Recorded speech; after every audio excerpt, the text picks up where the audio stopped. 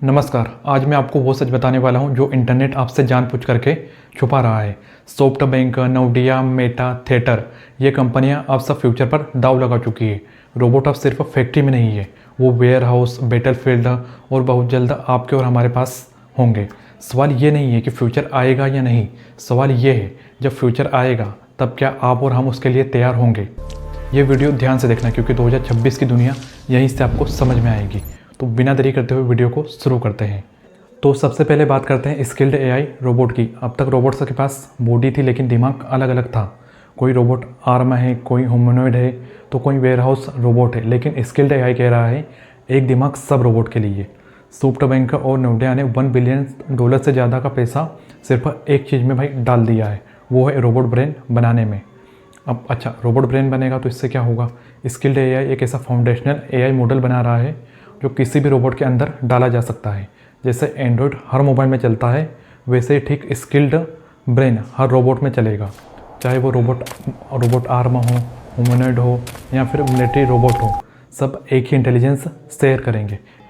Problem यह है कि अभी तक जनरल पर्पस रोबोट किसी ने प्रूफ नहीं किया है, लेकिन इन्वेस्टर्स कह रहे हैं कि पहले पैसा डालो, प्रूफ हम बाद में देखेंगे। और यही वो सोच है जो इंटरनेट, स्मार्टफोन और एआई को यहाँ तक लाई है। जब स्किल्ड ब्रेन बनेगा तो इससे होगा क्या कि रोबोट खुद से अपने आप सोचेगा, काम करेगा। अगर कोई समस्या है तो वहाँ पे क्या समाधान ढूंढना है, फिर उसे किसी आदमी की ज़रूरत नहीं होगी। ये ठीक उसी तरीके से काम करेगा जैसे रोबोट मूवी में चिट्टी नाम का रोबोट काम करता है। अब बात करते हैं थिएटर ह्यूमनॉइड रोबोट्स की, क्रिप्टो से मशीन तक का सफ़र के बारे में। आपका ये सुनकर के दिमाग घूम जाएगा कि दुनिया की सबसे powerful stable coin company theatre वो पैसा कमा रही है भाई क्रिप्टो से, और उस पैसे को इन्वेस्ट कर रही है ह्यूमनॉइड रोबोट बनाने में। आखिर ये कंपनी ऐसा क्यों कर रही है? तो इसका टारगेट सिर्फ साफ है। इटली की एक कंपनी है जनरेटिव बेकोइंस, जो इंसानों जैसे चलने वाले रोबोट्स बना रही है। थिएटर ने क्या किया है, इस कंपनी से सीधे $70 मिलियन की डील कर ली है। टारगेट इनका केवल साफ है कि 2025 तक फैक्ट्री या फिर वेयर हाउस या फिर डिफेंस एरियाज़ में हर जगह ह्यूमनॉइड रोबोट उतारना। सवाल ये है कि जब मशीन फैक्ट्री में काम करेगी तो इंसान क्या करेगा? क्या इससे कोई नई जॉब क्रिएट होगी या फिर जो पुरानी जॉब है वो हमेशा के लिए आदमी से छीन ली जाएगी? अब बात करते हैं MIT रोबोट्स के बारे में। कहते हैं कि ट्रक अनलोडिंग करना दुनिया का सबसे डेंजरस काम है। इसमें मजदूर के पीठ टूटती है, हाथ थकते हैं, कभी कभी इंजरीज होती है और अक्सर एक्सीडेंट भी होते रहते हैं। इंसान जहाँ पर 1 घंटे में 200 से 300 बॉक्स लोडिंग कर पाता है, अब ऐसे रोबोट्स बना दिए गए हैं जो 1 घंटे में 1500 से 1600 बॉक्स लोडिंग कर सकते हैं। पिकल रोबोट्स कंपनी MIT के स्टूडेंट्स ने बनाई है। इसमें क्या करता है, इसमें इन्होंने जो रोबोट बनाए हैं वो रोबोट ट्रायलरी के अंदर घुसता है, सक्शन आर्म से बॉक्स उठाता है और कन्वेयर बेल्ट पर डाल देता है। ये रोबोट ना तो थकते हैं, ना छुट्टी लेते हैं और ना ही मालिक को कंप्लेंट का मौका देते हैं। अब बात करते हैं यूक्रेन ड्रोन स्वार्म के बारे में। एक सोल्जर 100 ड्रोन्स के बराबर। तो ये टेक्नोलॉजीज काफ़ी ड्राउनी है, लेकिन रियलिटी यही है। यूक्रेन अब केमिकल ड्रोन्स से आगे जा चुका है। इसका नेक्स्ट फेज है ड्रोन स्वार्म्स।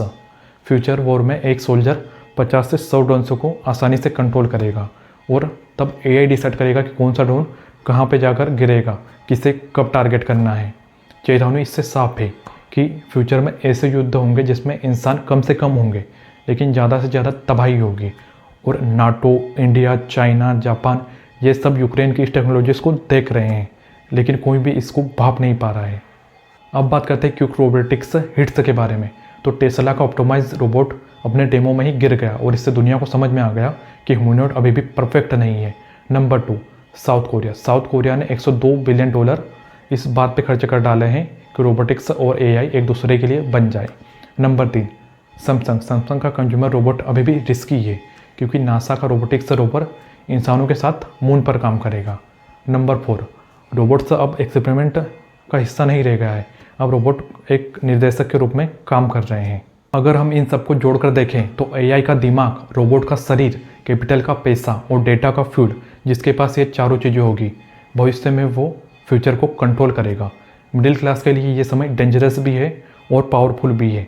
अगर आपने AI को टूल बना लिया तो आप आगे निकल जाओगे, और अगर आपने AI को इग्नोर किया तो आप फ्यूचर में भाई रिप्लेस हो जाओगे। 2026 में दुनिया 2 हिस्सों में डिवाइड होगी। एक वो लोग होंगे जो मशीन को कंट्रोल करेंगे और दूसरे वो लोग होंगे जो मशीन के इंस्ट्रक्शंस को फॉलो करेंगे। ये वीडियो बनाने का उद्देश्य आपको डराना नहीं था, ये वीडियो बनाने का उद्देश्य था आपको फ्यूचर के लिए तैयार करना।